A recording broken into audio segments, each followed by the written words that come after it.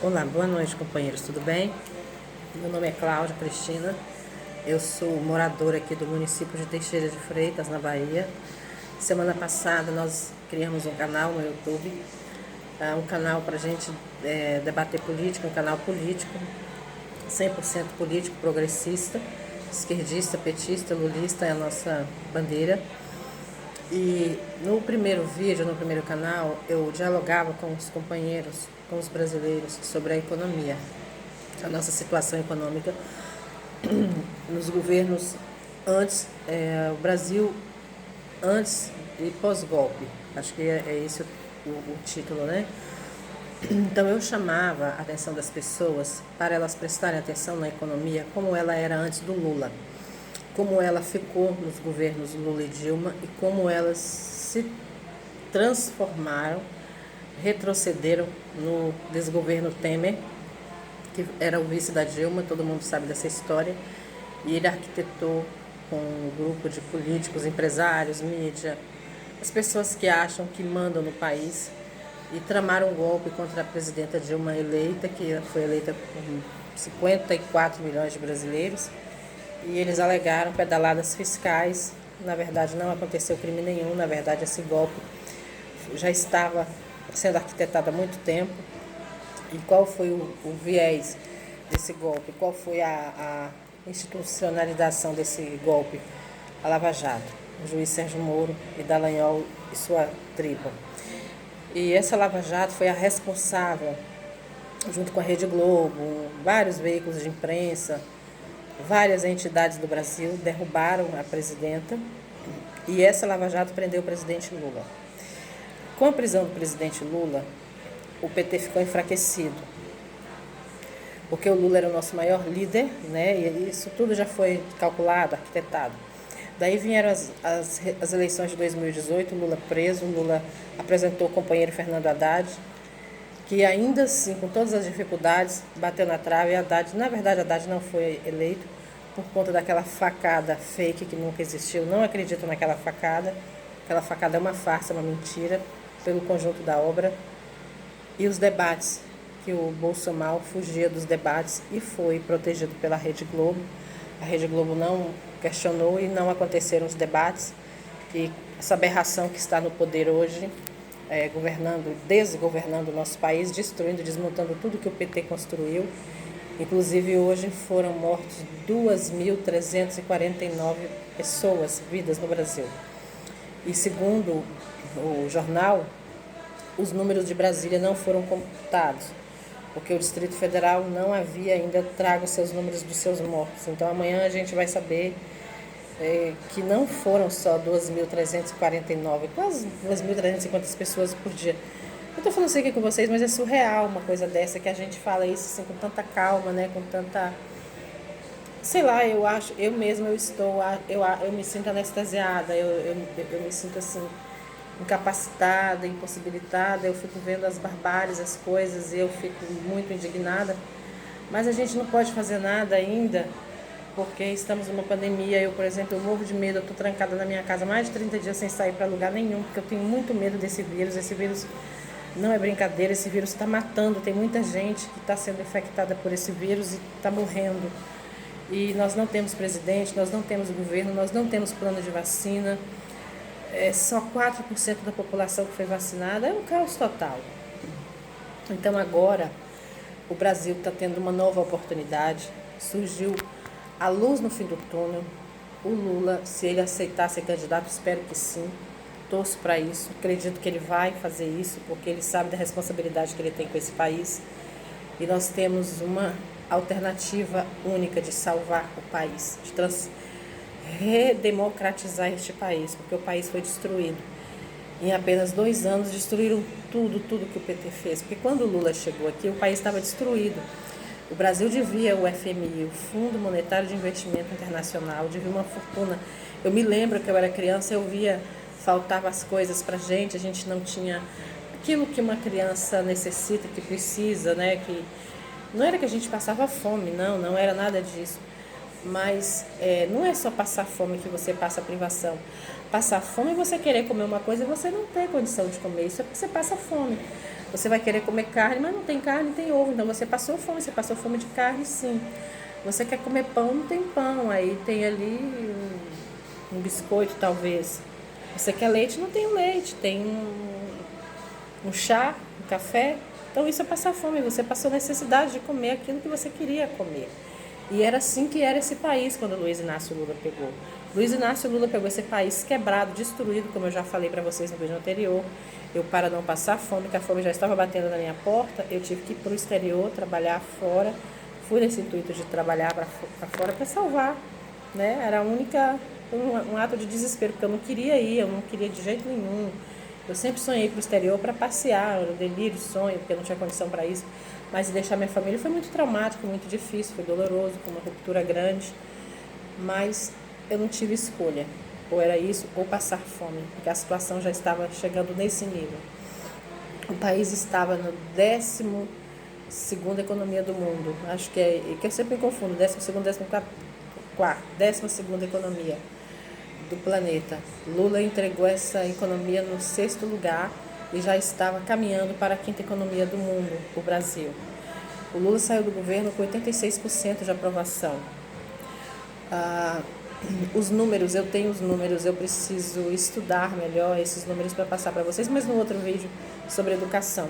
Quanto de educação que os outros governos investiram, quanto que o PT investiu, Fernando Haddad, que era o ministro da Educação. Então foi a maior transformação de renda em todos os aspectos e sentidos. Não foi só, eu comprei carne, eu comi carne boa, churrasco, não. As pessoas compraram casa, compraram carro, compraram moto, viajaram de avião, colocaram o filho na faculdade. Pessoas, tem um vizinho aqui no meu bairro que ele é furador de poço, ele fura poço e ele formou a filha dele para advogada. Ele é Lula doente e ele falava isso para mim com o maior orgulho. O senhor não sabe, ele não tem estudo, sabe? E esse senhor formou uma filha para advogada. Isso foi o governo do PT, isso foi o governo Lula, o senhor furando poço, trabalhando serviço braçal. Um pai que não tem estudo formou uma filha para advogada. Isso era o grande orgulho dele. Isso foi o legado do Lula, isso foi o que o Lula fez. E agora o Lula está voltando, mas o que eu quero chamar a atenção de vocês é os fake news que estão criando contra o presidente. Estão dizendo que a possibilidade do Lula voltar, que a economia vai quebrar, que a bolsa está despencando, o dólar está subindo, a gasolina está subindo. Isso é uma grande farsa, uma grande mentira, uma grande canalice. A gasolina está subindo, é absurdo, surreal, mas a gasolina está subindo todos os dias. Quando não sobe toda semana, sobe 2, 3 vezes por semana. O gás disparou. O gás sobe 2, 3 vezes no mês. Carne, pobre não está mais comendo carne. Eu tô lembrando no vídeo que eu disse para vocês que pobre comia, era fígado de boi, era língua de boi, que eu acabei não contando no outro vídeo. Língua de boi, tinha umas receitas loucas que fazia para aquilo ficar macia. Tem uma coisa que chama bofe de boi, vocês conhecem? As pessoas mais antigas vão saber o que eu tô falando. É uma coisa horrorosa. E pensar que eu já comia aquilo e era gostoso. É uma coisa horrível. Pega aquilo, salga, bota no sol. Churrasco, coração de boi. Pegava o coração, abria aquilo e assava. Era o que o pobre comia. E tinha lugares que comiam coisas muito piores. Carne, aquela carne mais dura que tinha, que o pobre comprava, e fazia aquelas receitas que eu já falei pra vocês. Já cansei de ver. Meu pai fazia, era leite de mamão para a carne ficar macia, café, Coca-Cola, várias coisas dessas que faziam para a carne ficar macia. Porque carne de primeira, o pobre nem se atrevia a pedir, porque não ia ter condição de comprar bife, o pobre não comia bife. Era ovo e linguiça, quando comia no dia da semana. Essas carnes aí que eu estou dizendo para vocês, era final de semana. E no governo Lula isso mudou. O pobre ia no açougue, comprava picanha, comprava a carne que ele quisesse, a cerveja que ele quisesse, fazer seu churrasco. E teve a maior transformação de renda da história. E uma coisa que eu não entendo, essas mesmas pessoas que viveram esse governo, que viveram esse momento maravilhoso do país, da transformação da própria vida dele, da transformação de renda financeira dele, de toda a sua família, do seu bairro, dos seus vizinhos, porque a transformação foi absurda. E essas pessoas entraram numa onda de mentira, de calúnia, de fake news que os adversários do Lula montaram, e elas entraram nisso. Então eu não entendo você. Eu não entendo você que ainda continua com essa doença, com essa loucura desse ódio ao PT, esse ódio ao Lula. A primeira coisa que fala, comunista, vá estudar. Não vou falar, vai estudar história. Não, vá procurar se informar. Se informa melhor. Se informa melhor sobre o que significa o comunismo. Para vocês, já a primeira coisa que eles jogam na cabeça. Tem gente que nem sabe o significado, mas é algo que é ruim que alguém falou. E a coisa mais absurda que eu acho, porque o Lula governou esse país com amor. O Lula governou esse país de uma maneira... É igual um pai amoroso que zela do seu filho, que cuida do seu filho. O Lula lutava, brigava por esse país. O Lula fez o Brasil ser respeitado lá fora. Eu estava lá fora, eu sei do que eu estou falando.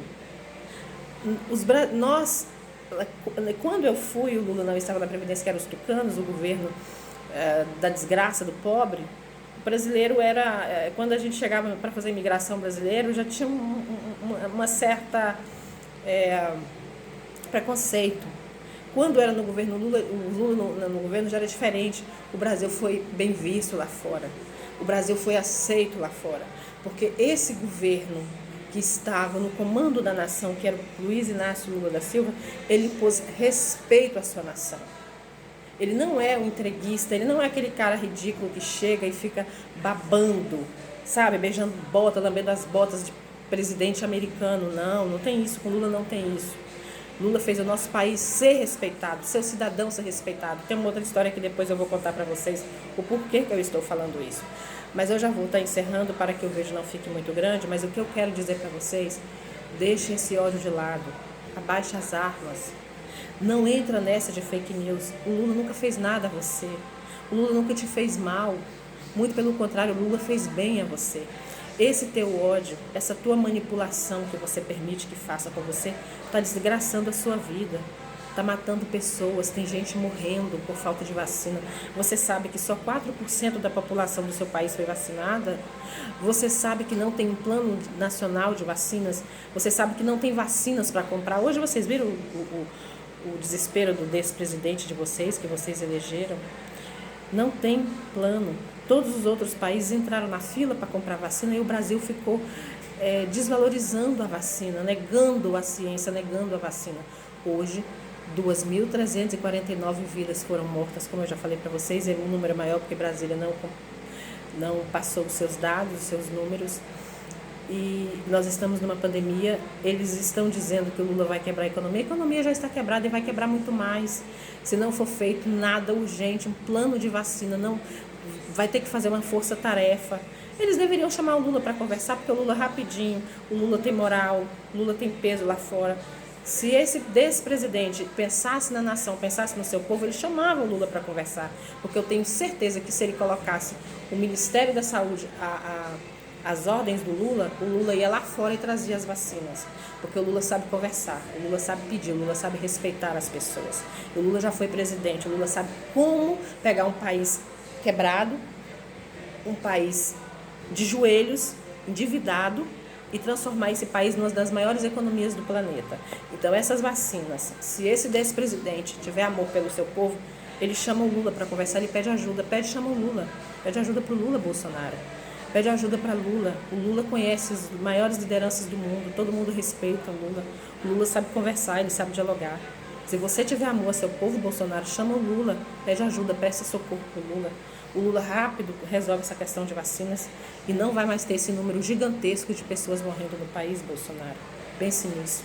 E pense você que fica transportando fake news, você que fica disseminando ódio, você que fica nos grupos de zap da igreja, que sai da igreja, que diz que estava cheio do poder de Deus e vai para os grupos de fake news, falar mentira, caluniar Lula, caluniar o PT, mentir, propagar mentiras. Deus não apoia isso. Você não está servindo um Deus, você está servindo o diabo.